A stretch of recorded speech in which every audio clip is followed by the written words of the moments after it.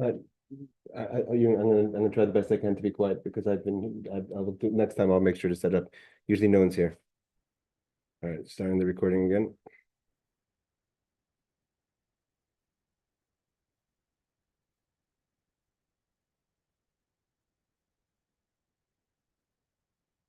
Okay, there we go.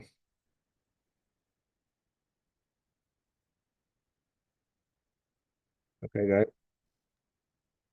put down the volume a bit and try to be a bit lower.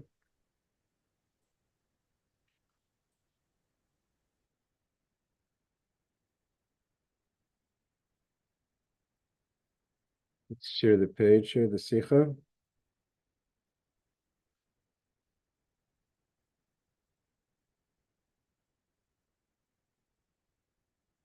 All right, we're learning the Sicho of Parshas Vayigash Zayin Tevis Tav Shin Yud.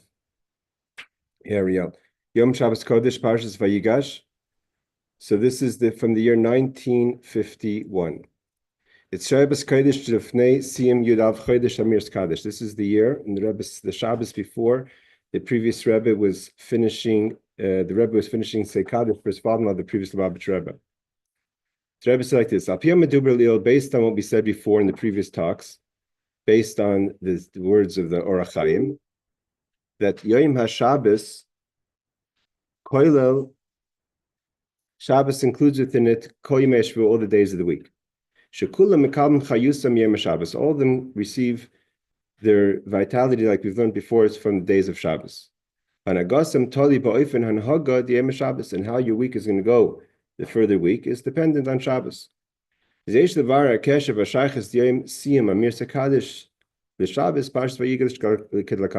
because this is the Shabbos before we're finishing to say Kaddish on the previous Rebbe, we're going to try to connect this idea to Parshas Vayigash. The Rebbe adds, Yesh b'yom Shabbos Kodesh Zeh Simcha Shel Yehudi. This week is also a Simcha, means that year 1950. Shekadosh Baruch Hu Hereloi Nes, God showed a miracle. B'negei lat Tzolis Bital, about a certain person that their daughter was saved. I guess the person had a medical condition. La'arichas Yom V'Shalom Tovos, to have a long life, the Rebbe blesses. Simcha shall Yehudi shenol deloy bas. Also another simcha. So one person was saved from a medical situation, another person that had a daughter. Simcha shall chasen shiza'ata nistaime eslei shivus mei mishta. And also a chasen that's finishing his phase of the Sheva brachas of the wedding. V'chein yom meledus, also there's a person that has a birthday. Shagam in yonim elu, all these things in yonim pratim shel b'nei Yisrael, even though these are individual simchas. Someone survived a medical condition, had a baby, someone has had to just finish their wedding, a birthday, seemingly are private events. Everything's by the divine. And therefore, and all this is connected to Vayigash. The Rebbe is like this: a person that had a miracle about their daughter that went through a medical crisis. What does it mean to have a son and daughter in Hasidic terms? As is known, everything has its source in heaven in the service of God. We've spoke many times that the difference between what's the idea of a son is the approach of seichel, logic, and a strength that I'm going to do something, conviction to do something. Ish darka lichvosh, the man's way is to conquer. Ubas, a daughter. Moira avodah, that represents the avoda, the service of Kabbalah Sol, of accepting the yoke. Isha kashera, the Gemara quotes that a proper woman, does the will of her husband. But a Jew, that's the way it's represented as a concept. A Jew, a Jew has to do both ways. Bein ubas, both the avodah of a ben, to be a person who conquers, and also to be a Kabbalah Solnik, also a person who accepts the yoke. Even though that demands two separate attitudes. A person who's a conqueror is aggressive. Someone who's aggressive is obviously not a person that could have Kabbalah Solnik, but accept the yoke.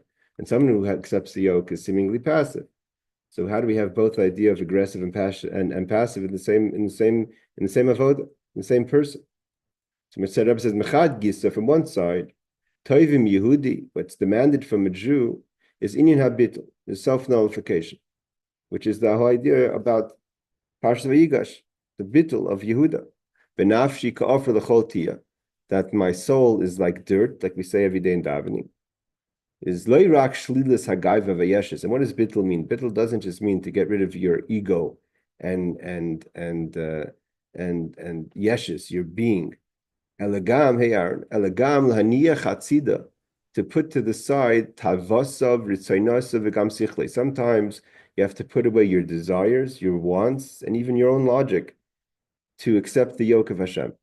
Will snag al pi Shulchan Aruch, and you have to do what the Shulchan Aruch demands of a person. The Shulchan Aruch demands of a person to do something. You may not want it, you may not like it, you may not understand it, but a person who's a Kabbalah soul has to say, that's what I have to do. B'tech Kabbalah soul, accepting the yoke, which is what Bitul is. You nullify not just your ego, but nullify your wants for Hashem. Even if you don't understand the logic behind why you have to do something or not do something. You may imagine that it may be harmful to you to listen to the Shulchan Aruch. Sometimes the Shulchan Aruch, let's say in an extreme situation, someone feels that closing their store on Shabbos is going to be a financial loss, but the Torah says so. Even though you don't understand it, you have to nullify your logic. To do what's expected from you, to accept the yoke. And when you do that, when you get through that test, and you don't allow for your logic to get in the way of the Shulchan Aruch, you're going to see that not only hasn't the Torah caused you damage, on the contrary, it brings you benefit. Not only spiritually, it's also in a material way. So that's one idea. One idea was what demanded from a person, he or she is to have Kabbalah soul. And Kabbalah soul means Bital. And Bital self-nullification means to put aside your wants, your desires, your ego, your logic for what Hashem wants from you. And the other side, the Torah demands from a person an attitude. Toivim Yehudi, what's wanted from a Jew, expected from a Jew, is chayzik v'toikev, is to have the strength, that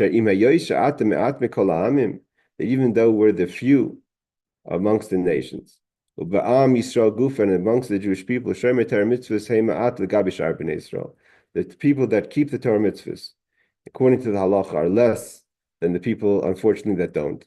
And those who are careful to even keep the most refined of the mitzvahs, and to go above the letter of the law. Even those who keep Torah, the ones who keep it to the extreme, those are even less. The sugvas is frimers altzvenik. The Rebbe says in Yiddish, the more a person is frum, so to say, the fewer the room, the emptier the room becomes. A person has to have the strength, and the conviction.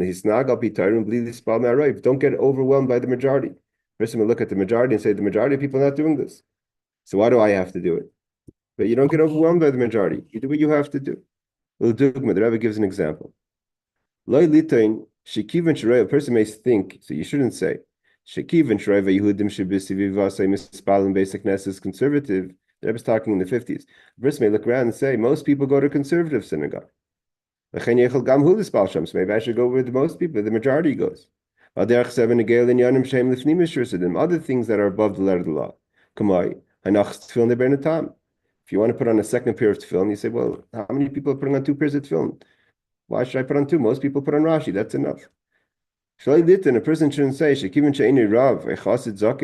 I'm not a great rabbi or an old Hasidic person. Why do I have to be special? I could be like everyone else. Like, if I wanted to be a special person, I could have become a rabbi. I could become a great Hasid. I'm a regular person. I'll behave like a regular person behaves. The Rebbe says, a person doesn't go to overwhelmed by the numbers that may be against what you're thinking about doing. So the Rebbe says, only aside from that the Rebbe adds, on the contrary, not only are you going to say, listen, that's what I'm going to do. I'm going to keep to myself. No, you go out and affect others. That's what it means to be a conqueror, to conquer another person, to bring another person to higher level of Torah mitzvahs. Don't wait for someone to come to you and ask questions.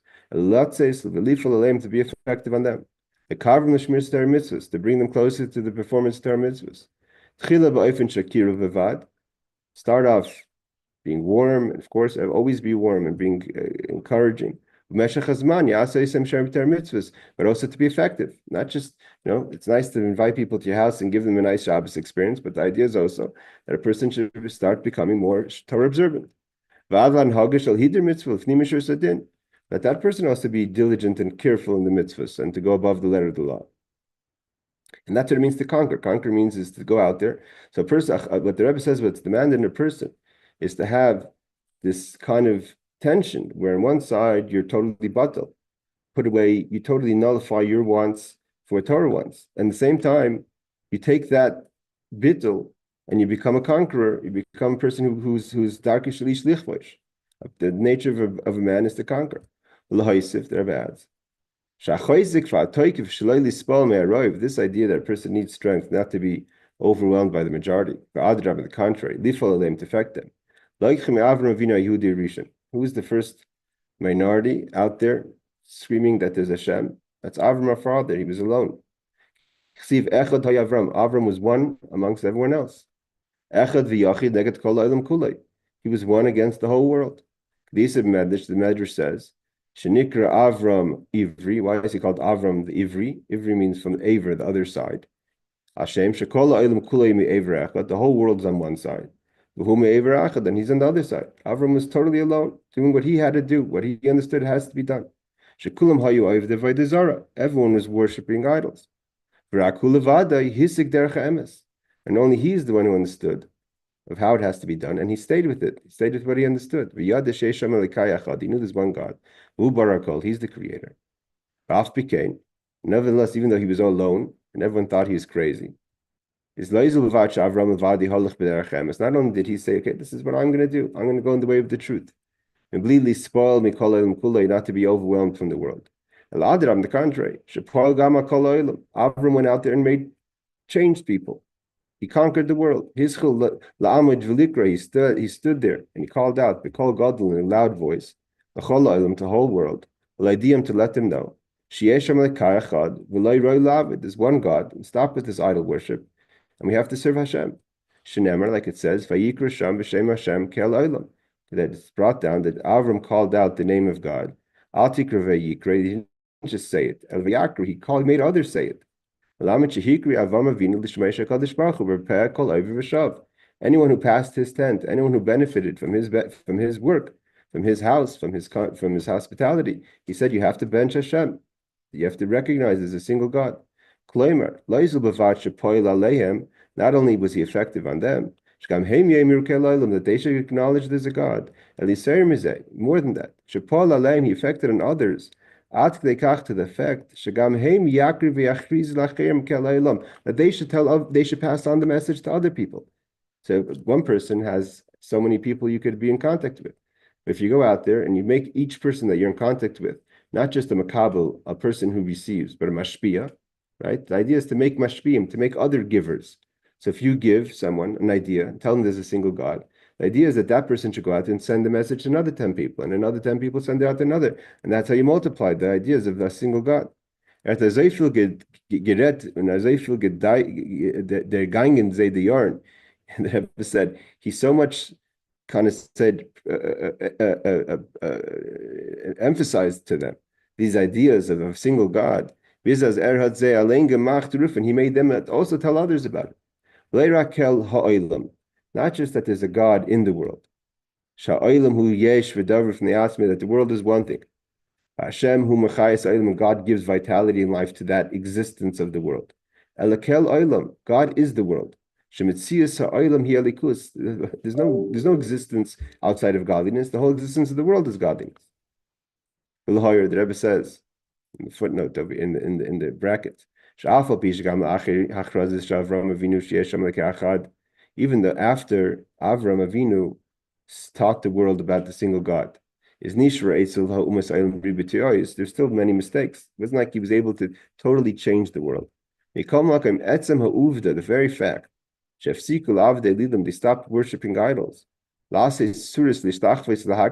stopped making sacrifices to idols, even though they weren't perfect, even in the 7 no-id laws. Why did they stop? Not just because they got lazy, but because they recognized that Avram said there's one God, so they didn't know how to be perfect God-fearing people. Even though they made mistakes, there's that alone is something positive. And he says, like Maimonides said, this is a very challenging Maimonides, has to do with what we were learning in the Gemara this week. In the old publications, censored. There was a censor in the time they published the Gemaras in Vilna. So they couldn't keep, I'm not even sure when the censor started, but they couldn't keep in a lot of the parts of the Gemara because it was offensive to Christian beliefs. So there it says, the Rambam says, all ideas of Christian philosophy, and for Islam philosophy, is it's to make the world ready for Mashiach. Because even though it's not our belief, the details of Christianity, and it's not our belief, the details of Islam, but nevertheless, what those are the three between Judaism, Islam, and Christianity, they all have one thing in common, which that is believing in one God. So the Rambam says that was to get the world ready for Mashiach. This is all from the Rambam. The whole world, or majority of the world, is serving one God. Like the Rambam quotes, it says that in the time of Mashiach, that the nations, everyone's going to have, everyone's going to serve a single God. The Rebbe says, and this is the way Avram Avinu did things, which is Avram, Yitzchak, and Yaakov, Efrat, Avram, She'elav, Mesyachim, Kol Bnei Yisrael. Gama Gerim, even the Gerim are children of Avram. The Siman Labanim is a sign of how the children have to behave. Shebnei Yisrael, Einam Sichel Yispal Me'roiv. Not our job to get overwhelmed by the majority. Not only do we have to stand strong, Aliserim is more than that. We have to be effective, lifel, alacherim, to affect others. How Avram Avinu started in his way of getting the world ready for a single God, even if he didn't affect perfection in the people that were serving Hashem in his time. The Rebbe continues. So what does this mean to us? What is demanded from a Jew is etzlei based tenuas. We have to have the two seemingly contradict attitudes. To tenuas habitul v'kabal sol. In one way, we have to have self-nullification and accepting upon ourselves the yoke. And on the other side, we have to have the strength and focus. Even though they seem to be a contradiction. You can't hack a person usually who's a person of Bital is not always a person that's accomplishing things. The truth is, the Rebbe says, where does a person really draw the strength of not to be overwhelmed by the world? To be effective in the world. Where's the power a man has to conquer? That itself comes from Kabbalah soul, from Bital. When a person is worried about their image, when a person is worried about their agenda, it's hard to be effective. When you say, this is what I have to do, I have to go out there and affect the world, I have to go out there and conquer the world, even if it's uncomfortable for me. That itself comes from Bital, from self-nullification. That's why, that's the vote of a daughter. The daughter gives the strength for the son. Isha kashera, Isar Tzayin Baila. The Rebbe learns, what does it mean, Isha kashera, Isar Tzayin Baila? A proper woman doesn't do according to her husband's will, but creates her husband's will. She makes the ratzin of her husband. She makes the ratzin of the masculine. The masculine draws from the feminine. The bittul allows for the person to be properly effective. What is the thinking? When a person has true self-nullification and focus and bittul, it's not about you. And the world is not really its own entity. The whole point is that Hashem wanted that we should permeate the world with godliness. Surely, the Rebbe says, how does the world run? It's because God decided how it should run. If that's the case, you have to do what Hashem wants in every situation, and never to think that what God wants could be a contradiction of how it should be. You have to go on the way of Torah. Derech Emes, the way of truth. It's not our place to start making calculations, but the majority says different. But I'm a minority. That's not your business. If this is what the Torah wants you to do, you have to do it with conviction. The Rebbe adds, this idea that it's not a contradiction, but actually strength comes from accepting the yoke. Strength comes from, focus comes from Kabbalah Sol. Is also in the way of the avodah of a man. The man's avodah is to conquer. The Rebbe is like this. What happens when we have a son? On the 8th day, we go through the process of the circumcision. On the 8th day, when do we circumcise our sons? At 8 days old, if we can. Seemingly, it doesn't make sense. The son doesn't understand anything. He can't protest. He can't say, whoa, what's going on over here? Nevertheless, democratia, even in a democratic way, and if you were democratic, you'd say, 1 second, let the son understand first the process of the surgical or the mitzvah of Mila, and then let him decide if he wants to be circumcised or not. You sit down with your son, if he wants to. Like the Ishmaelites, they lumel ben Yud Gimel Shana at 13 years old, they do circumcision. So why don't we do that? What do? We take a son who's 8 days old, can't protest, there's no democracy, there's no democratic process, we just go and circumcise the boy. When we do circumcision 8 days old, that is because we're connecting and we're revealing the self-sacrifice a Jew's supposed to have for Hashem. That's not about the democratic process, and it's not about the conversation. We're revealing, we're not giving, we're revealing that the nature of a Jew is, the teva, the nature of a Jew, from his birth and her birth. If you were born a Jew, so what do you want to do? Like the Rambam Paskins, that it's a sure thing, it's not a suffix, it's a sure thing, that the Ratzon Amiti, the true desire of every Jew is to give their life over for Hashem. Even if later the child could grow up and you could say he doesn't live the life of Mesiras Nefesh.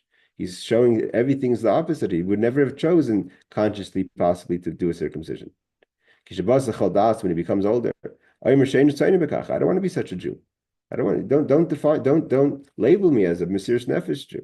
The Rambam said the Rambam doesn't subscribe to that. The toughest poskim was the Rambam. The Rambam was very tough. He took no prisoners. He said it the way it was. The Rambam says it's brought down the laws of divorce. That if a man doesn't want to divorce a woman, so the halacha is a man has to willingly divorce a woman.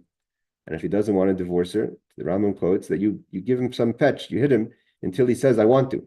The whole point is, what's the point of saying I want to? He's not saying he wants to. He doesn't really want to. He just doesn't. He wants you to stop hitting him. Because the Rambam says, no, he does want to. He just doesn't understand that he wants to. Because your Yetzer Hara overwhelmed you. But the fact is, and the Rambam brings it to halacha, a Jew wants to do what the Torah says. A Jew wants to be like a Jew. And therefore, there is no possible way that if a real essence of a Jew is revealed, he would say no to a circumcision. Last is called mitzvahs, to do all the mitzvahs. Kipsak in a Rambam, as the Rambam paskins.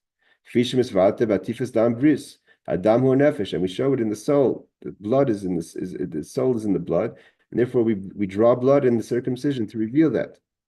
Shafilu tipa achas bavad. Harzeh tipas dam shabai tol lechayis nefesh. We know that a person's life is connected to their blood. And you read your sacrifice that for God.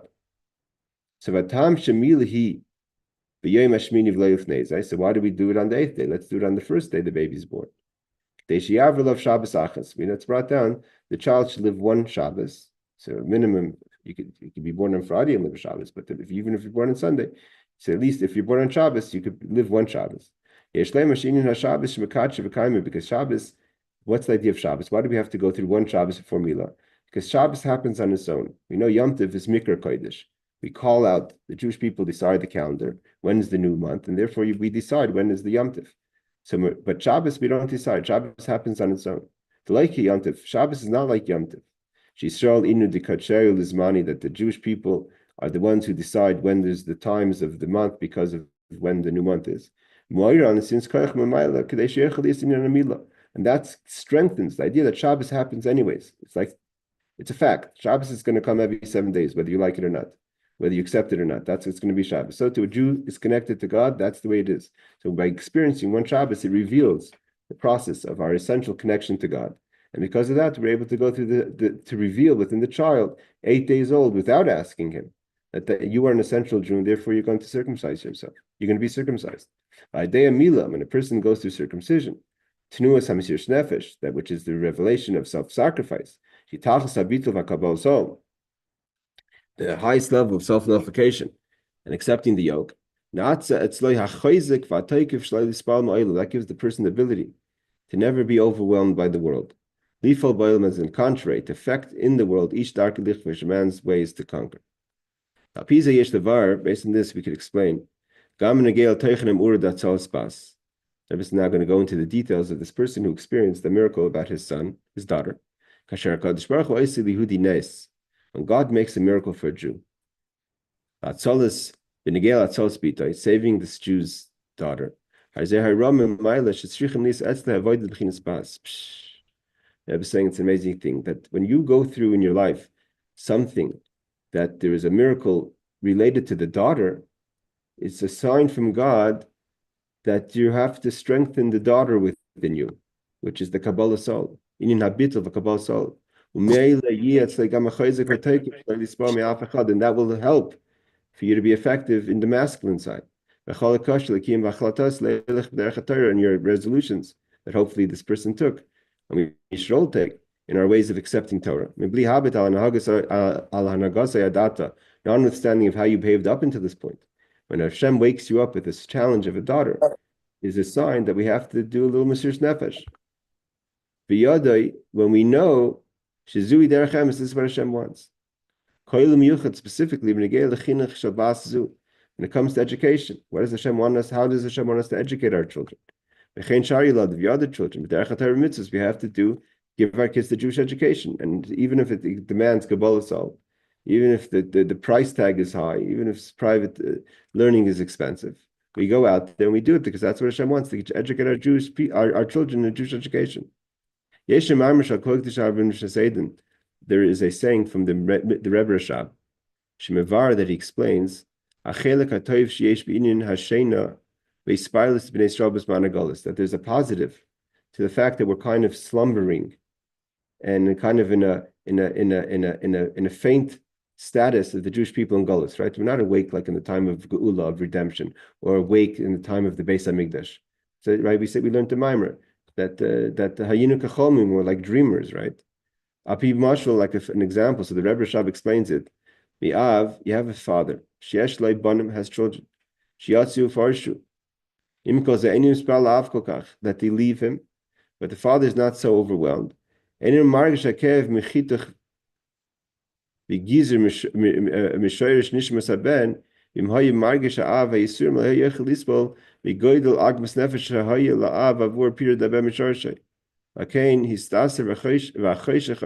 read it. Basically, the Rebbe is saying is that I think the example of the Rebbe is giving over here is that the Rebbe Shab says that it's an example like a father who doesn't feel the disconnect when your son disconnects from you. You don't feel it if you're in a state of slumber, because had you felt the real separation, then you wouldn't be able to handle the pain. But sometimes the separation, if it comes through a time of like we're under anesthesia, basically the Rebbe is saying is like time of Golus is like under anesthesia, right? If you did an operation without anesthesia, you'd feel tremendous pain. But if you're under anesthesia, so it's kind of, you're under laughing gas, so you don't feel the pain so much. So too, Golus is kind of, we're like in a dream, because if we really felt the separation that we had from Hashem in Golus, we wouldn't be able to handle it. The Rebbe says, I'm the moving, it's understood. It's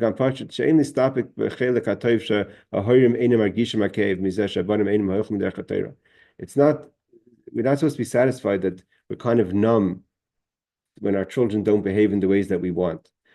Specifically, also, it's only good for the parents to be numb, but it doesn't help the children if they're numb, because then they're not going to change their behavior. Sometimes, if the parents felt a little bit of the pain, they wouldn't just let it go. They would try to change the situation of their children if the children are leaving the derech of Hashem. So because sometimes the parents don't feel the pain, they don't act, and therefore the children remain in a bad situation. So the Rebbe says the question is, why is it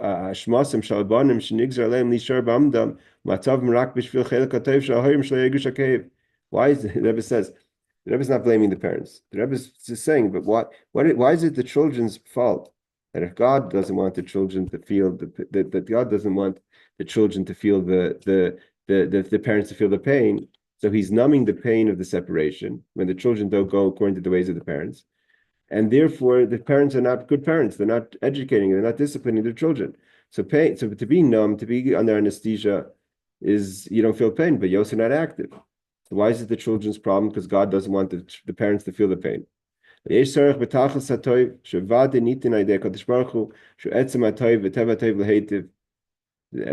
need to have absolute good. Not just that it should be good for the parents, but it should be good for the children. Children should go back in the way of Hashem. The Rebbe says it's important for the children, the parents, not to be numb, not to be under too much anesthesia. We have to do whatever we can to educate our sons and our daughters in the way of Torah, and to prevent them that they shouldn't go and do things that are against the ways of Torah. The Rebbe continues, and we're going to stop in a second. The Rebbe continues. What's this? An example to this?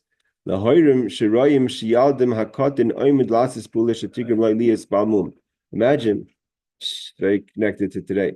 Imagine you saw your children about to do something that's mamish harmful to their body. That's going to affect their whole. The Rebbe said this in 1950. The Rebbe says, imagine a parent saw the children about to do something to their body that's going to affect their body for the rest of their life. God forbid. She is darzeru. Take it from me out. The parents wouldn't just stand there in anesthesic status and just be dreaming. They would try to do whatever they can. Not to look at the calendar. Really, maybe it doesn't fit my calendar. Maybe later, another day, we'll talk to our children about it. Do whatever you can. In all ways. In all situations. You would turn over the world to prevent from your children from hurting themselves. If that's the way it is about the body, it's surely about the soul. Allah's come more so. And the Rebbe says it was there. This is what we learned from this week's parsha. Vayigash, for the sake of Binyamin, for one Jewish child. Yehudah went self-sacrifice to save Binyamin. It